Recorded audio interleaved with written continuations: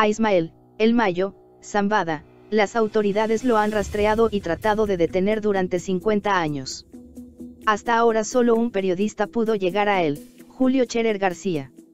Hace un año, militares y policías pusieron en marcha un operativo de cateo en un rancho de la comunidad de El Limón de los Ramos, en Sinaloa. En los medios había una versión: iban por Ismael, el Mayo, Zambada.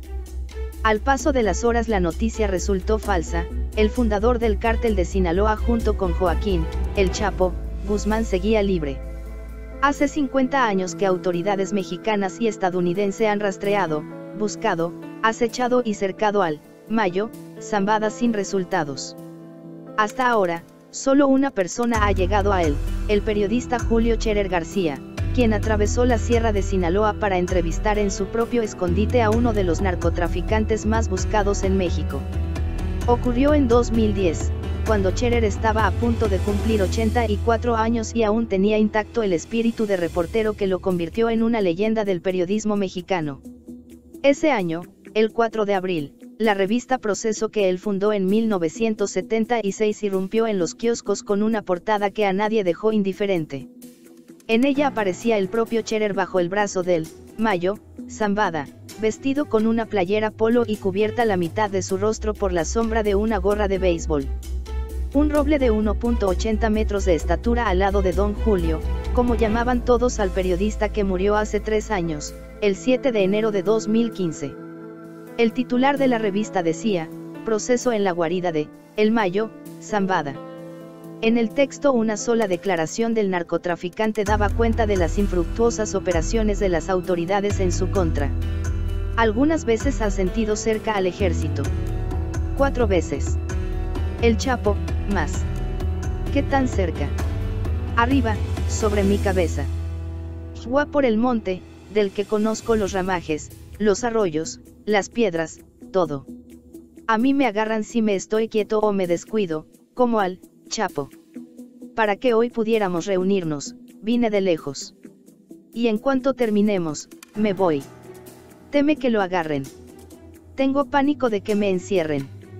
Si lo agarraran, terminaría con su vida. No sé si tuviera los arrestos para matarme. Quiero pensar que sí, que me mataría. Zambada sigue vivo. Los malos, una fascinación. Meses atrás, en febrero, el mismo narcotraficante había buscado al periodista para ofrecerle una entrevista a través de un emisario. Deseaba conversar conmigo a partir de un dato. Estaba enterado de mi trabajo y me tenía confianza, narró el propio Scherer en su libro de memorias Vivir. Para entonces, el periodista ya había entrevistado a otros capos para sus libros Cárceles y Máxima Seguridad. En este último relató sus conversaciones y encuentros con Rafael Caro Quintero, Ernesto Fonseca, El Güero Palma y Miguel Ángel Félix Gallardo, presos en los penales de Almoloya, en el Estado de México, y Puente Grande, en Jalisco. Allí había conocido y entrevistado también a Zulema Hernández, una de las amantes del Chapo, presa entonces y asesinada en 2008. Dañada el alma o lo que de ella quedara, se involucró en la fayuca, tráfico de mercancías ilegales, y se adentró en la delincuencia organizada. No quería más vida que esa que llevaba, la del crimen y la muerte, escribió Scherer de Zulema luego de su muerte. A Rafael Caro Quintero, el príncipe, otro fundador del cártel de Guadalajara ahora prófugo y con precio en su cabeza, el FBI ofrece $20 millones por él. Después de su salida de la cárcel en 2013, Scherer lo describió en reclusión, como solo él pudo verlo. Es un zombi. Calada la gorra beige hasta las cejas, corría vueltas y vueltas alrededor del patio. Nada altera el paso, rítmicos los movimientos, perfectos. El cuello permanece inmóvil y el cuerpo en movimiento carece de expresión. Nada lo detiene, nada lo interrumpe. Si Scherer fue el primer periodista que cruzó las puertas de los penales de máxima seguridad de Almoloya y Puente Grande para entrevistar a narcos y otros delincuentes, también fue el primero que entrevistó a Sandra Ávila Beltrán, conocida como la Reina del Pacífico. Detenida en 2007, el entonces presidente Felipe Calderón la señaló como una poderosa narcotraficante que servía de enlace para el tráfico de drogas entre México, Colombia y Estados Unidos. pesaban en su contra sus vínculos de sangre. Es prima del narcotraficante Miguel Ángel Félix Gallardo, el jefe de jefes, del desaparecido Cártel de Guadalajara, y también pariente de los Arellano Félix. Scherer pudo conversar con ella no durante horas, sino por días. La visitó, la entrevistó, la procuró y siguió pendiente de ella incluso después de su traslado del reclusorio femenil de Santa Marta a Catitla, en la Ciudad de México, al Centro Femenil de Readaptación de Tepic, en Nayarit. Nuestras reuniones ocurrían los viernes y en ocasiones agregábamos un día, los martes, cuenta el periodista en su libro Historia de Muerte y Corrupción. Así lo había hecho también con David Alfaro Siqueiros muchos años atrás, durante los primeros años de su carrera como periodista, cuando encarcelaron al muralista una de las 7 veces que estuvo preso en la prisión de Lecumberri, acusado de delito de disolución social. Scherer lo visitó durante meses, conversó con él y escribió en 1965 uno de los retratos más fascinantes del artista, el libro La piel y la entraña. Muchas veces había vuelto Scherer a las cárceles para entrevistar a otros asesinos, políticos corruptos y narcotraficantes en su última etapa de vida periodística, que coincidió con el gobierno de Felipe Calderón y su guerra contra el narco. A don Julio le fascinan los malos, tiene una extraña fascinación por el mal y los malos, me dijo un día Miguel Ángel Granados Chapa, otro emblemático periodista mexicano, quien murió en octubre de 2011. Sandra Ávila, la reina del Pacífico, lo había fascinado. Su vida y su destino. También su imagen, de estatura media, apenas morena, sus grandes pechos sugerían un cuerpo impetuoso. Desde su cintura, las líneas de Sandra Ávila correspondían a la imagen de una mujer en plenitud, escribió Scherer en el libro La reina del Pacífico, es la hora de contar. Pese a su condición de presa, altamente peligrosa, el periodista nunca dejó de referirse hacia ella como, señora. Por el periodista sabemos que aquella mujer, a quien el gobierno de Calderón también identificaba como responsable de las relaciones públicas del Cártel de Sinaloa, alguna vez quiso ser periodista. Incluso entró a la Universidad de Guadalajara para estudiar comunicación. Pero un novio suyo, sobrino del narcotraficante Ernesto Fonseca, Don Neto, se lo había prohibido y hasta la secuestró y la golpeó. En un solo párrafo del libro que sobre ella escribió, Scherer resume la confianza que alcanzaron en aquellas largas horas de conversación, desde su primer encuentro. Vestida con el obsesivo color de las internas en proceso, café claro, se adentró en el salón pausada, los pasos cortos. La miré a los ojos oscuros, brillantes, suave la avellana de su rostro. Me miró a la vez, directa, sus ojos en los míos. Con el tiempo llegamos a bromear, el que pestañee, pierde.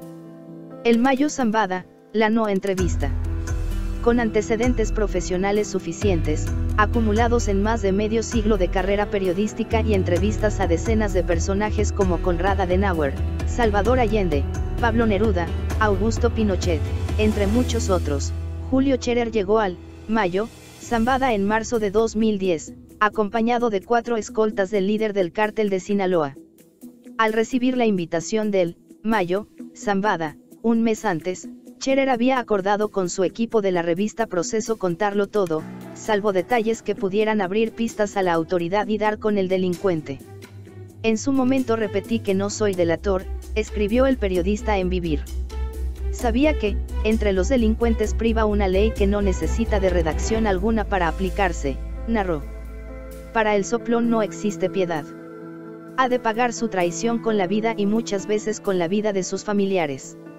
El traidor paga 2 ojos por uno. Con los riesgos sobre sus espaldas de 84 años, Scherer partió hacia el refugio del Mayo Zambada. Desde el momento en que supo el día, la hora y el lugar donde comenzaría su viaje, su ánimo no tuvo tregua. A partir de ese día ya no me soltó el desasosiego, escribió en la entrevista publicada en la revista Proceso, el 4 de abril de 2010. En aquel texto Scherer en realidad narra un viaje, sus paradas en la ruta con rumbo desconocido y una breve charla que no pudo grabar porque, al final de día, el narcotraficante no aceptó la grabadora entre ellos. Así lo escribió. Grabamos. Silencio. Tengo muchas preguntas, insistí ya debilitado. Otro día. Tiene mi palabra. De la charla acompañada con jugo de naranja, leche, carne, frijoles, tostadas, quesos y café azucarado pudo salir una breve entrevista, que terminó con la directa petición del narco. Nos tomamos una foto. Sentí un calor interno, absolutamente explicable. La foto probaba la veracidad del encuentro con el capo. Zambada llamó a uno de sus guardaespaldas y le pidió un sombrero. Se lo puso, blanco, finísimo. ¿Cómo ve? El sombrero es tan llamativo que le resta personalidad. Entonces con la gorra. Me parece. El guardaespaldas apuntó con la cámara y disparó. Hasta aquí el texto de la entrevista. Años más tarde, Scherer narró la conclusión de aquel encuentro en el libro Historias de Muerte y Corrupción, de 2012. Ya para terminar la jornada, reclamé su conducta al Mayo Zambada. Vine hasta acá para entrevistarlo. Soy periodista y su invitación para que nos reuniéramos fue para mí el claro indicio de su disposición para una conversación grabada. Si no, ¿a qué invitarme? Lo entiendo. Entonces, nos juntaremos de nuevo. Llegaría con grabadora. De acuerdo. ¿Cuándo? El 18 lo buscan. Seguro. Tiene mi palabra. ¿Y la entrevista, cuándo? El 20. El 20 de marzo. El 20. Incrédulo, le clavé los ojos. Respondió grave. ¿Para qué mentirle? ¿Qué gano? Zambada y Scherer no volvieron a encontrarse. Cumplido el plazo de su encuentro pactado para el 20 de marzo, el narcotraficante le hizo saber al periodista que había mucha vigilancia en torno suyo. Mucho gobierno, le mandó decir con su intermediario. Entonces publicó lo que tenía. Y la respuesta del gobierno fue amenazante: si hubieran encontrado a Scherer con el narcotraficante, a los dos los habrían encarcelado. Para su momento, la entrevista levantó todo un debate ético sobre los límites del periodismo frente a los criminales. Hubo elogios de un lado y críticas enardecidas del otro, que si Scherer se había dejado utilizar, que si había servido como vocero del Mayo, que si un periodista debía o no entrevistarse con un narco. Scherer previó esas reacciones y las zanjó con una sola frase: si el diablo me ofrece una entrevista voy a los infiernos. Más información en el blog del narco.com.